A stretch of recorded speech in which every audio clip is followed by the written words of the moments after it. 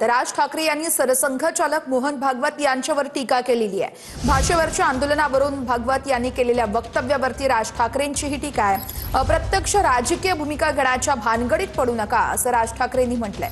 हिंदी लादणाऱ्या सरकारचे कान उपटून दाखवा असं देखील राज ठाकरे म्हणतात। नंतरच आम्हाला समरसतेच्या गोष्टी शिकवा असं देखील राज ठाकरेंनी म्हटलेलं आहे। तुमच्या कार्यक्रमाला लोक प्रेमाखातर आले नव्हते असंही राज ठाकरे म्हणतात। तुमच्या कार्यक्रमाला लोक मोदी सरकारच्या भीतीमुळे आले होते असंही म्हणत राज ठाकरे यांनी यावेळेस पलटवार केलेला आहे।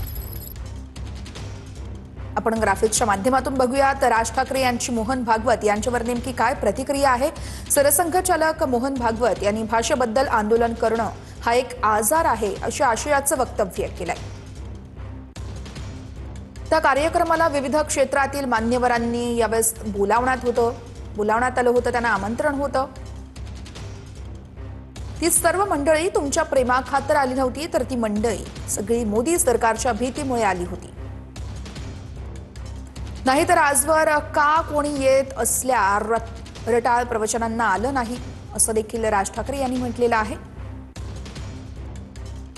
त्यामुळे ती मंडळी आपल्यासाठी आली होती या गैरसमजातून बाहेर या।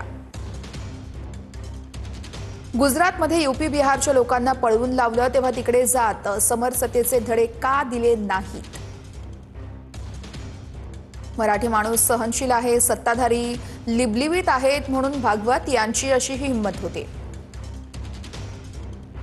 अप्रत्यक्ष राजकीय भूमिका घेण्याच्या भानगडीत पडू नका, आधी हिंदी लादणाऱ्या सरकारचे कान उपटा,